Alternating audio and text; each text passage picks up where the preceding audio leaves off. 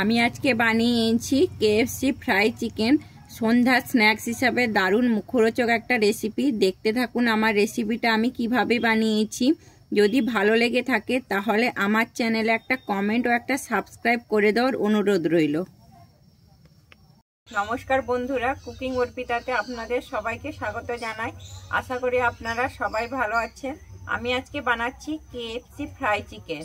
আমার যদি এই রেসিপিটা আপনাদের ভালো লেগে থাকে তাহলে আমার চ্যানেলে একটা লাইক ও একটা সাবস্ক্রাইব করে দেওয়ার অনুরোধ রইল। আমি এই যে চিকেন নিয়ে নিয়েছি, এই যে দেখুন আমি চিকেনগুলো আগে থেকেই দোকান থেকে কাটিং করে নিয়ে এসেছি। আমি এর মধ্যে প্রথমে মাখিয়ে দিচ্ছি লেবু। আমি লেবু রসটা প্রথমে ভালোভাবে চিকেনের মধ্যে মাখিয়ে নেব।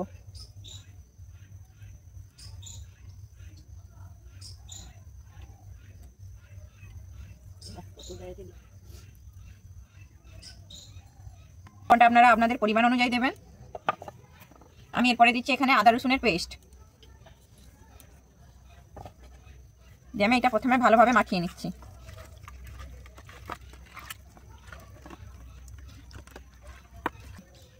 আমার এটা ভালোভাবে মাখানো হয়ে গেছে। আমি এরপরে দিচ্ছি এখানে গোলমরিচের গুঁড়া।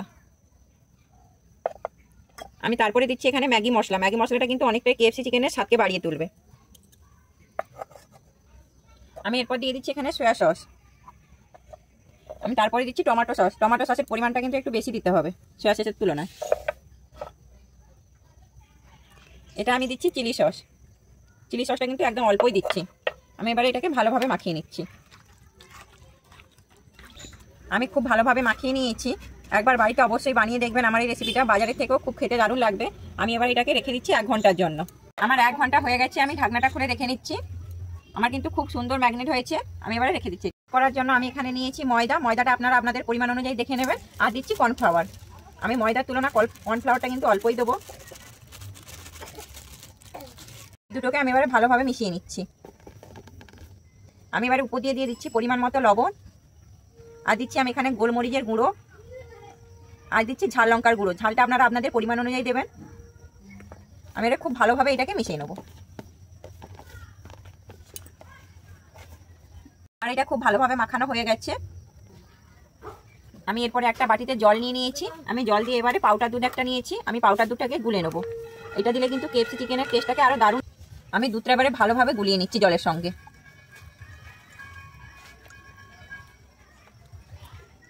আমার দুধটা খুব ভালোভাবে গোলানো হয়ে গেছে। আমি এবার এটাকে সাইডে রেখে দিচ্ছি। দিয়ে এবারে আমি চিকেনটা নিয়ে নিচ্ছি। আমি চিকেনটা এবারে খুব ভালোভাবে কিন্তু কোট করে নেব।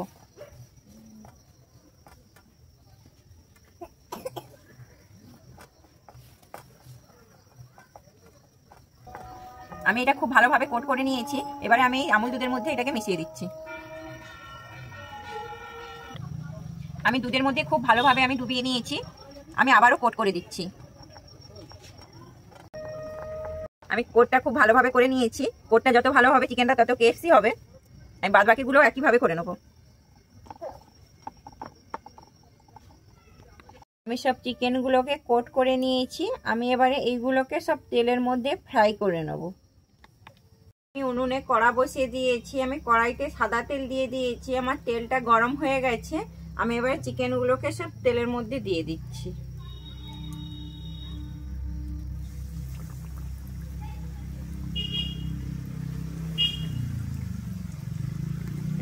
আমি এখানে কিন্তু অল্প তেল দিয়েছি, তাই আমি দুটো দুটো করেই আমি এবার এটাকে পাল্টে নিচ্ছি।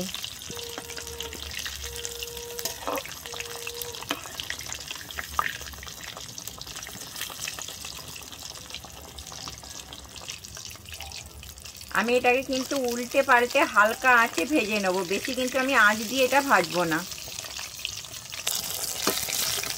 আমি উল্টে পাল্টে কিন্তু আমার খুব সুন্দর ভাজা হয়ে গেছে। আমি এবার এটাকে তুলে নিচ্ছি।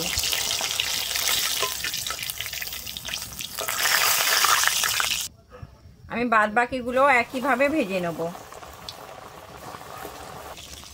আমার কিন্তু